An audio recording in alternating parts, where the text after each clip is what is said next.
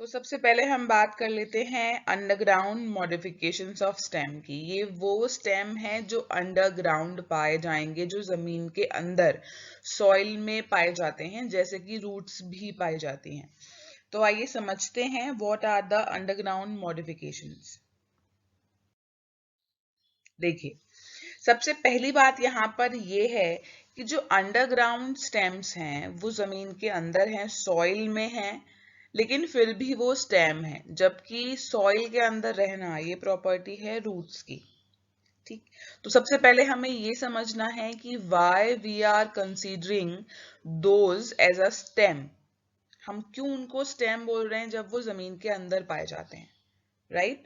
So although they resemble root superficially, but can be distinguishable from roots by the presence of following features. कुछ features हैं जिनके आधार पे हम ये कह सकते हैं कि भाई ये root नहीं है, ये underground stem है। ठीक है, जिसमें नंबर 1 है presence of nodes and internodes. I have told you कि स्टेम का सबसे इंपॉर्टेंट डायग्नोस्टिक फीचर है नोड और इंटरनोड का पाया जाना। तो ये जो अंडरग्राउंड स्टेम है, यहाँ पर भी नोड्स और इंटरनोड्स पाए जाते हैं। ठीक है, presence of scaly leaves, buds, adventitious root at the node.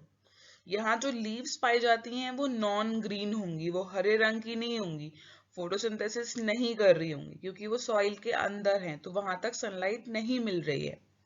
But leaves are present which are non green, non photosynthetic, dry leaves हैं, तो ऐसी लीव्स को हम स्केली लीव्स बोल देते हैं। और लीव्स का पाया जाना स्टेम होने को सपोर्ट कर रहा है, राइट? बर्ड्स पाई जाती हैं, एडवेंटिशियस रूट पाई जाती हैं जो नोड्स पर हैं, और अगेन नोड्स हैं तो मतलब वो स्टेम है।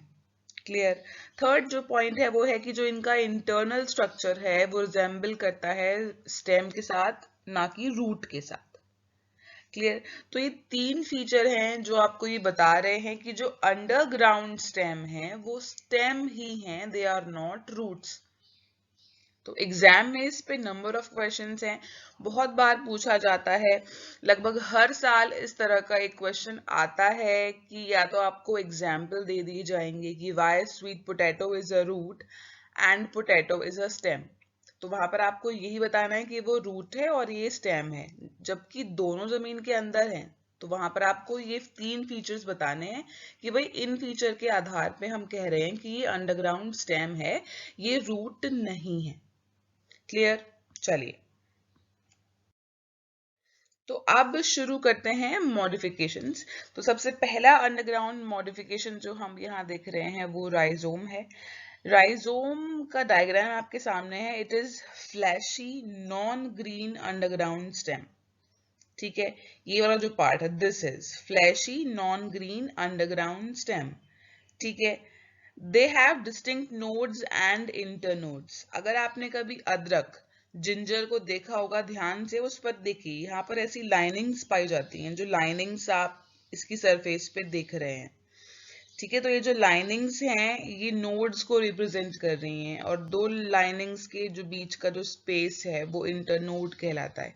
तो नोड्स और इंटरनोड्स पाई जा रही हैं। The nodes bear dry scaly leaves with axillary buds. यहाँ पर जो इन जो जिंजर की जो कवरिंग है ना, वहां पर ड्राई लीव्स पाई जाएंगी, ड्राई स्केली कवरिंग पाई जाती है।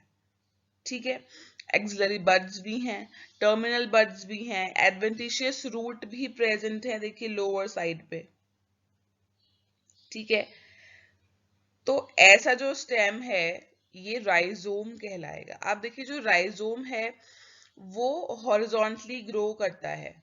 ठीक है, तो अगर ये हॉरिजॉन्टल है तब इसको बोलते हैं स्ट्रैगलिंग राइजोम, और अगर ये ऑब्लीक ग्रो करे तब ये कहलाएगा रूट स्टॉक राइजोम। दोनों के अलग अलग एग्जाम्पल्स हैं। यहाँ पर एग्जाम्पल अगेन इंपॉर्टेंट है, जो भी हम मॉडिफिकेशंस पढ़ रहे हैं, चाहे वो रूट में थे या फिर वो स्टेम में आएंगे, सभी में एग्जाम्पल्स इंपॉर्टेंट रहेंगे।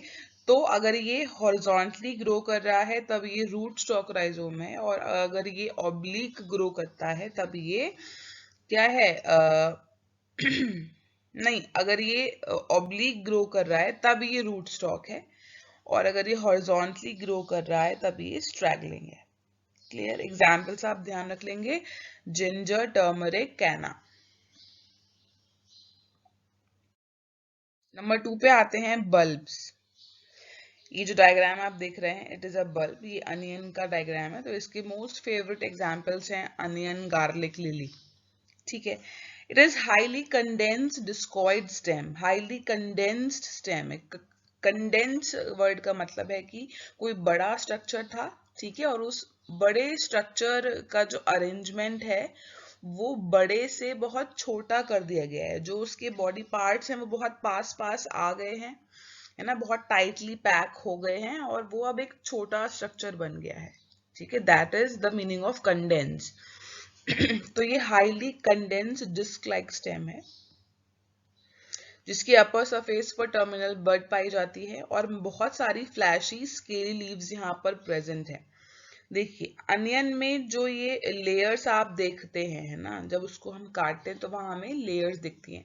तो वो जो लेयर्स हैं बेसिकली वो उसकी फ्लैशी लीव्स हैं जो नॉन ग्रीन है, नॉन फोटोसिंथेटिक है।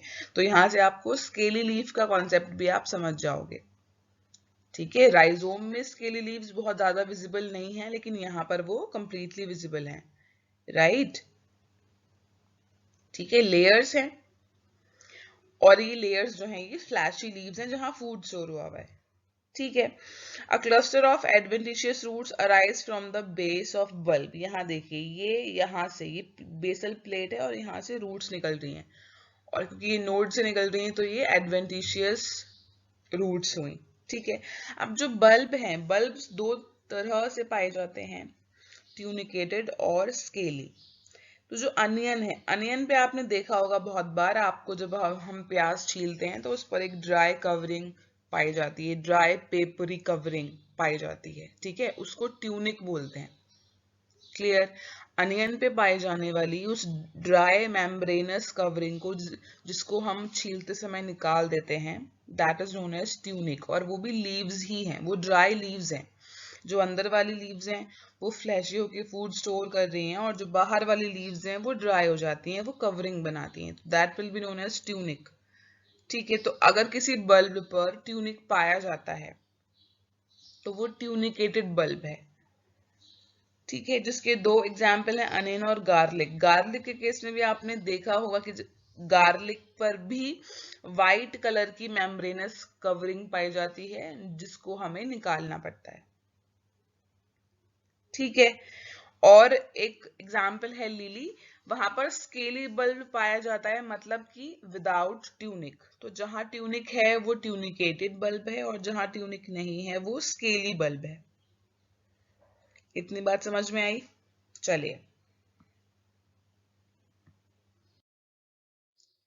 यहाँ देखिए इस डायग्राम में बहुत क्लियरली दिखाया गया है। ये तो बेसल प्लेट है जहां से रूट्स निकल रही थी, ये इसका मेन स्टेम है ना, और मेन स्टेम के चारों ओर यहाँ पर ये लीव्स हैं। लीव्स जो हैं जो कि फ्लैशी हो चुकी हैं, फ्लैशी स्केली लीव्स हैं। चलिए अब नंबर 3 पे आ जाते हैं, corm. Corm is a condense form of rhizome growing in vertical direction. देखिए कॉर्म और राइजोम में बहुत ज्यादा अंतर नहीं है। जो कॉर्म है वो वर्टिकल ग्रो करता है, वर्टिकल, और जो राइजोम था आपको अगर ध्यान हो तो वो हॉरिजॉन्टल ग्रो कर रहा था। ठीक है, इट इज मोर और less spherical with a flattered base. Base इसका फ्लैट है मोर और लेस, और ये वर्टिकल ग्रो कर रहा है। Corm has distinct circular nodes and internodes. यहाँ पर आपको दिख रहे हैं नोड्स और इंटरनोड्स सर्कुलर मैनर में। ठीक है, nodes bear axillary buds and the scaly leaves. Scaly leaves हैं और बड्स हैं। ठीक है, adventitious root arise either from its base और all over the body. Adventitious root निकल रही है या तो बेस से या फिर बॉडी में और भी दूसरे पोर्शन से। क्लियर? बहुत ज्यादा डिफरेंस नहीं है। स्केली लीव राइजोम में भी थी, यहाँ भी है नोड्स और इंटरनोड्स, वहां भी थी, यहाँ भी हैं। जो मेन डिफरेंस है कॉर्म और राइजोम का वो क्या है कि एक तो जो राइजोम है वो हॉरिजॉन्टल था, कॉर्म जो है वो वर्टिकल है। और राइजोम में एडवेंटिशियस रूट्स जो हैं वो बेस पर ही निकलती हैं और यहाँ पूरी बॉडी पर भी पाई जा सकती हैं। इतनी बात समझ में, एग्जाम्पल्स आपको यहाँ ध्यान रखने होंगे।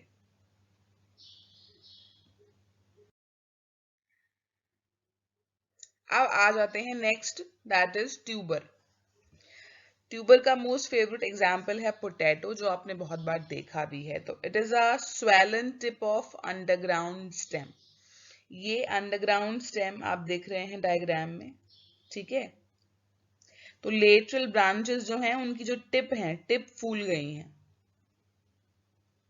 ठीक है, टिप्स जो है वो फूल गई हैं। तो it is covered by a brownish skin with a number of small depressions known as eyes. हम पोटैटो में देखते हैं, देखिए यहाँ पर भी कुछ कुछ मार्क्स लगे हुए हैं, आपको कुछ निशान दिख रहे हैं, और यहाँ पर भी आप देखिए कि तो पोटैटो में छोटे छोटे डिप्रेशंस पाए जाते हैं, गड्ढे पाए जाते हैं, बहुत छोटे छोटे, ठीक है।